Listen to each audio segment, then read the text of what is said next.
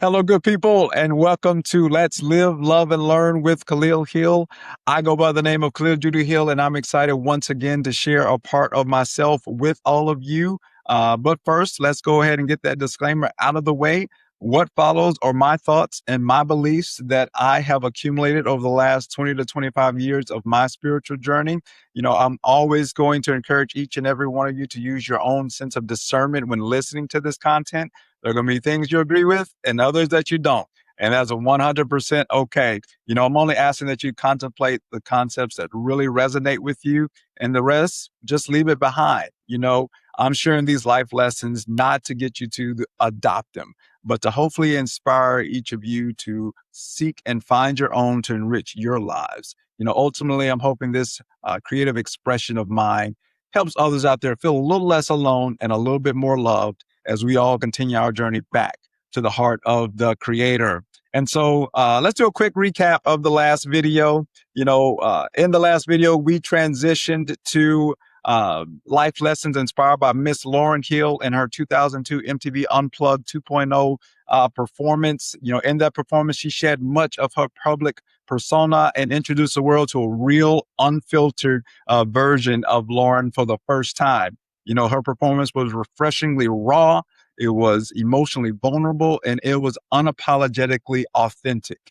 And so, she didn't allow her fears of criticism or the self-doubt that she, I'm sure, undoubtedly had, keep her from taking that stage and sharing a message that she thought was important for many people to hear.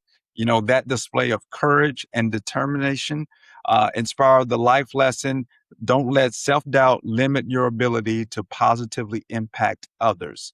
I spoke about my own inner critic, how it silenced my voice, and weakened it, and made it ineffective for far too long.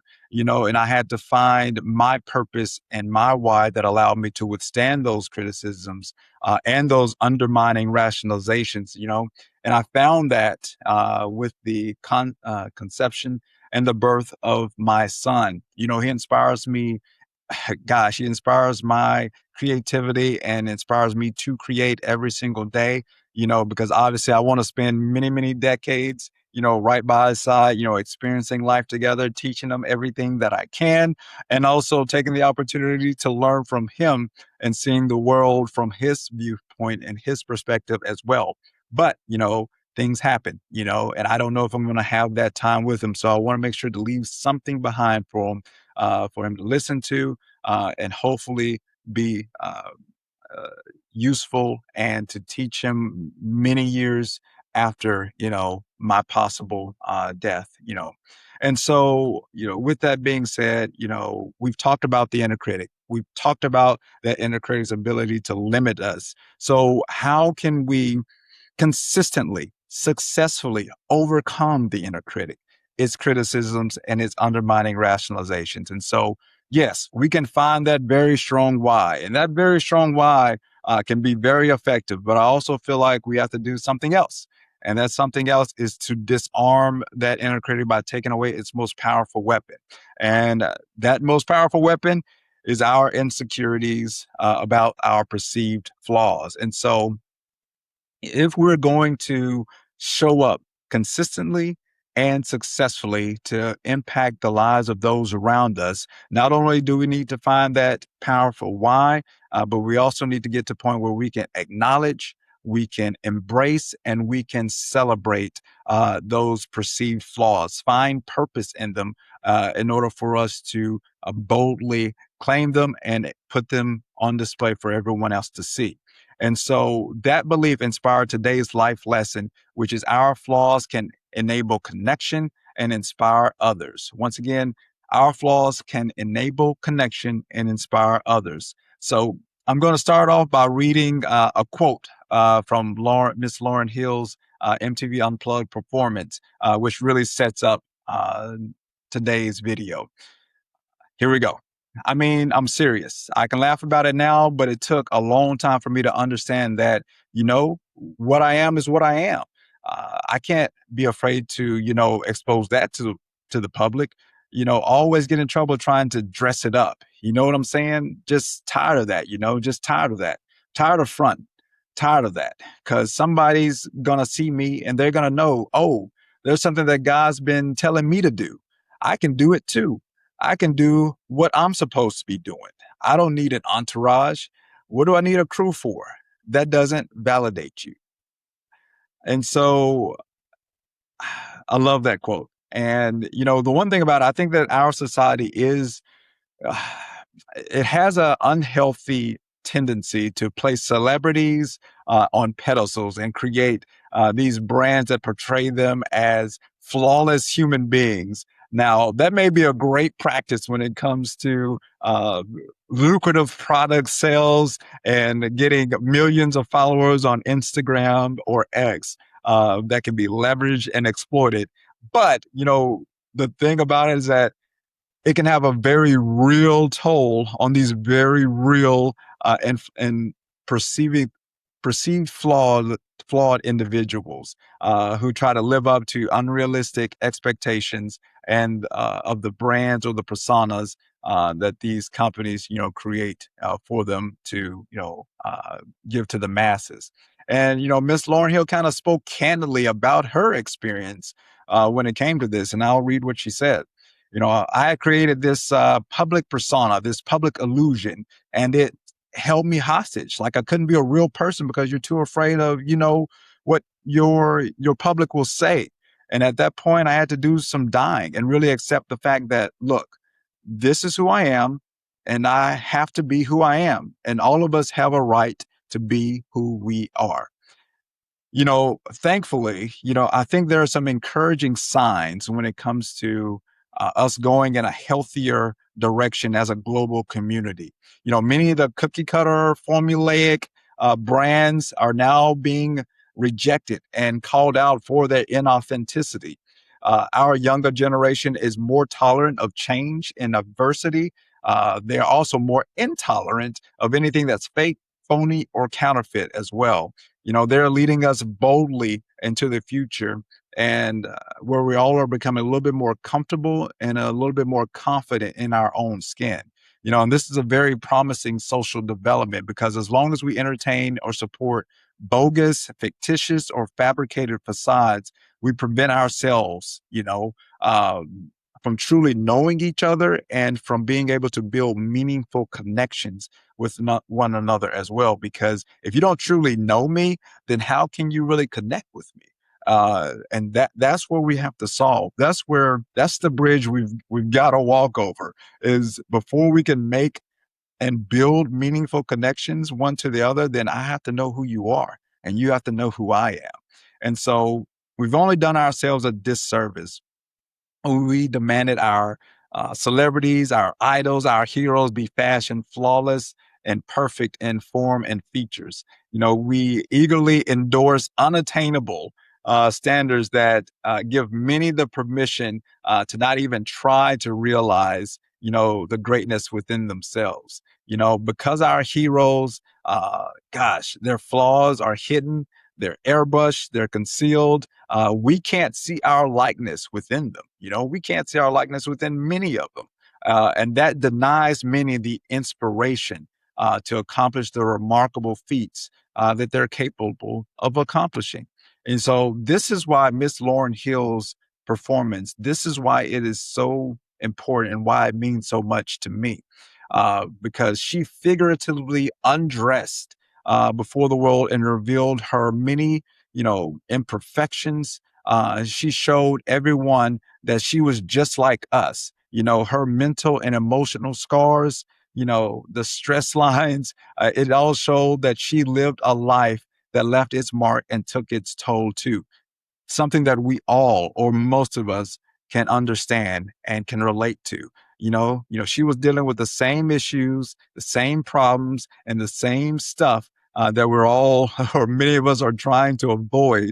But at some point, we all are, at least I'll put it like this. Hopefully, we all come to a point, where we have to confront, those issues and we have to overcome those obstacles and go straight through them. And so while many lamented the loss of this hip hop, legend, this idealized version of Lauren that they loved for many years. Miss Lauryn Hill made it very clear that that person didn't exist. The Lauren that they remembered was an illusion cut and pasted with only utilizing parts of herself while the rest of it was hidden from view. And so for the first time, she showed a more holistic version of who she was, someone that we could connect with and see our struggles and hopes within as well. So in that quote, when she talks about, somebody seeing her on that stage and being inspired to do the things that they were put here to do, the things that God gave them gifts in order to share, being willing to go out there and actually do it. In so many ways, I look back on it now and it was very prophetic, at least within my life, because that's exactly what that performance did. It gave me the inspiration to go out there and to do these videos and to share my message. Because you know what?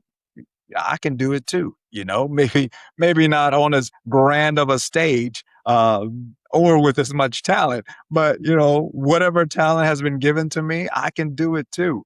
And so that performance, it had the occasional imperfect pitch. It had the errant guitar strum here and there. But those flaws, those mistakes, ironically, helped me believe in my greatness even more, the greatness that's within me. And so it helped me commit to and strive towards my purpose and what I'm hoping to accomplish these days now. And so I realized that I didn't need to write the perfect prose. I didn't need to pen the most eloquent passage of poetry.